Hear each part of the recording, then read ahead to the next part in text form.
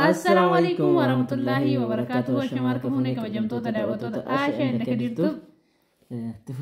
Akkam jirtan nagaa jirra alhamdulillahi rabbil alamin. Daawwattoota keenya har'a akkuma argitan kana majlisa nama sadii qabannee dhufne viidiyoo xiqqoodha walti hine isiniif gadhiifne jechuudha. Warri majlisoota akkana barbaadanillee keessaa laaltanii xalabachuu dandeettanii warri mootuyyuu kalarii biraatillee dizaayinii biraatillee barbaadan akka nu biratti oomishamuu fi akka nu biratti argamu beeytanii dhuftanii ajajachuu dandeettan jechuudha. Daawwattoota keenya samoona viiloogii adda addaatiin isinii dhufaa turre har'a garuu meeshaa qabannee isinii dhufnee jirra.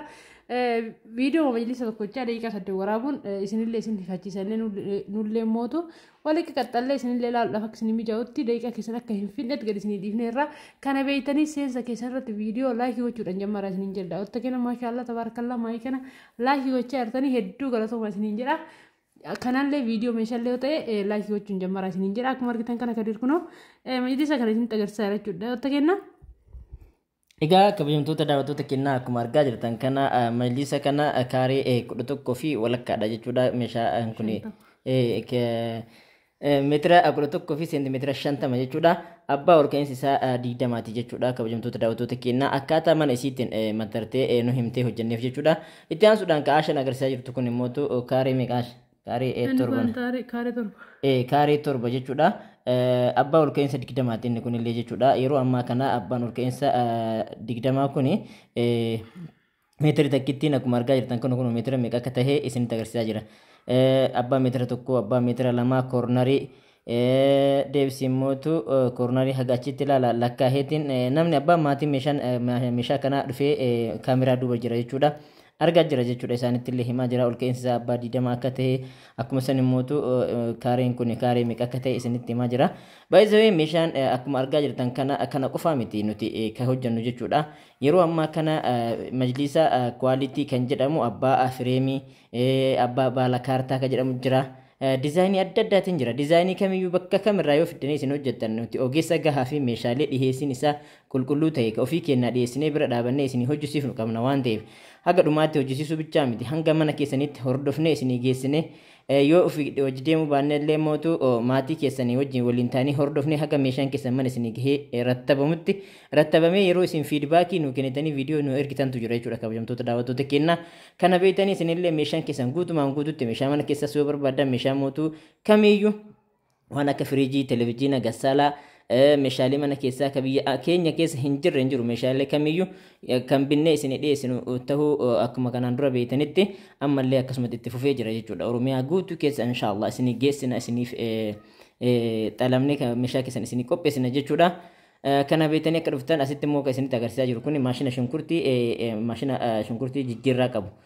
Foon illee ka daaku jechuudha. Kana Aashaan irraa haasofti sirritti. Hayyee daawwattoota keenyaa akkuma argitan kana maashina shunkurtii kun galaagilee qaba. Albee hedduuf keessaa qaba jechuudha. Kakillee ka foonii ka maaliif qaba akkuma beekamu maashina shunkurtii jedhamee yaamama malee foon illee ni daaka isiniin jechuu barbaadeti. Asitti immoo akkuma argitan kana distii jedha dhiifama. Saanii feermuusii isin agarsiisaara meedhiin Indiyaa jedha jechuudha. Saaniin kun hedduu kwaalitiidha. Akkuma biyya arabaatti beektan jechuudha. Saaniin kun biyya arabaatti beekamaadha. Akka beekutti mana hedduutti argaa ture. Inni kun saanii beekamaadha. Kwaalitiidha. Kana fakkaatu isiniin jedha. Daawwattoota keenyaa majlisa qabdi obboleettiin deennaa haala kanaan kadir maatiin illee kun akkuma argitan kan dhufanii as jiranii laallatanii hedduu dassaan jedhe jechuudha. Sababni dassaan jedhuuf illee meeshaa kana fudhachuudhaaf gizee dhufan nam tokko online irraa meeshaa ajaji yoo shamarran biyya arabaa jirtu jedhuun dhugaa ittiin fakkaatu yoo dhufanii haala kanaan argan garuu hedduu dassaan jedha. Kunillee immoo tokkuma argitan kana majlisa kaaree jihaad inni kun immoo kanama biraati jechuudha. Akkuma isiniin jedhe walitti qaqaxxallee gadi isinii dhiisaa irraa akka viidiyoo isinitti hin dheeranneef kun akkuma argitan kana majlisa kalarii tokkoon naa hojjedhatte kalarii tokkoon hojjennee beebii tiraasii fi dakkarra jira malee kalariin biraa wanti kalarii tokkoon hojjetame. Inni kunillee abbaa 20ti. Yeroo baay'ee abbaa 20 waan ajajattaniif gatiif fakkaata garuu mootu ajajachuun keessan eegan ollee baala fireemidha. Gizee ammaa kana faashinni baala fireemii sana osoo ajajattanii almuuniyeemidhaan hedduu gaariidha jechuudha. Waan gizee irra jiru kunillee gizee irra jiru hin jiru jechuu kiyya osoo hin taane yeroo ammaa kana namni biyya keessa isatti galaa jira waan ta'eef osoo isa bitattanii hedduu bareeda isiniin jechuu barbaadeti. Akkuma argitan kana kadir mattaree isin agarsiisaadha meetira aadatillee. Egaa kabajamtoota daawwattoota keenya akkuma argaa jirtan kana tarkaanfii dhahee itti agarsiisaa jira.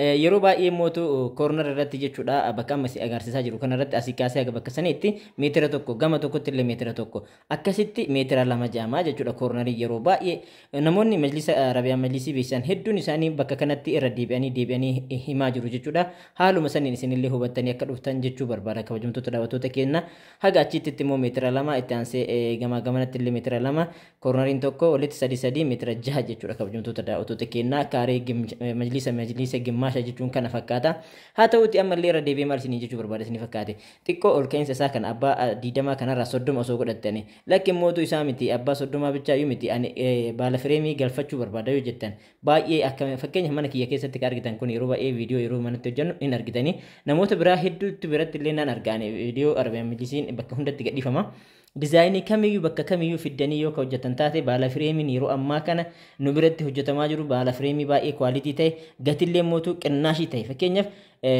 baala fireemiin abbaan kaareen takkattiin qarshii 18,000 yeroo ammaa kana qarshii 17,500 haga qarshii 17,000tti hojjetaa irraa jechuudha ka qarshii 22,000 mootu haga qarshii 18,000tti hojjetaa irraa jechuudha maaliif ogeessa kennan hojjannaa tiraanspoortii hin qabnu wantoota adda addaatiin kan ka'e kanaaf amma immoo kun maashina bishaan oowwisu harkatti qabadheera aashan irraa dubbattee jira.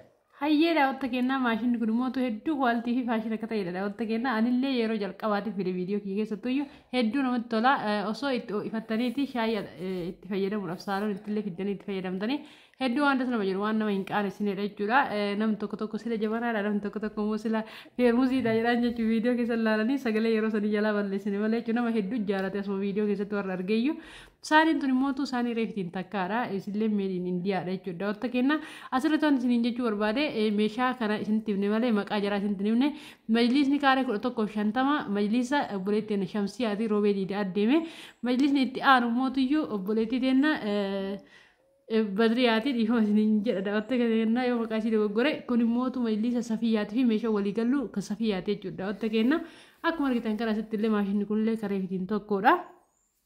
Safiyaan immoo kana bicha osoo hin taane meeshaa farniicharii keessallee algaa tiivi istaandii qabdi koonfartii firaashii algaa meeshaa hedduu qabdi jechuudha daawwatta kennaa akkuma beekamu nuti meeshaa tokko lama osoo hin taane meeshaa mana keessaaf nama barbaachisu kamiyyuu guunnee bakkaan ga'uudhaan egaa beekamnu akkuma san keessattuu meeshaa farniichariitiif majlisiin nu biratti oomishama waan ta'eef kallattiiwwan meeshaa orijinaalaa fi kwaalitii irraa akka isin hojjennu beeytanii dhuftanii ajajachuun isinirraa eegama jechuudha daawwatta kennaa nummootu dhiifama yoo yeroo takkatti gizee takkatti dhuftanii sagalee ergitanii nu dhabdan warri aartan obsaan nu eeggadhaa deebi'aa dubbadhaa.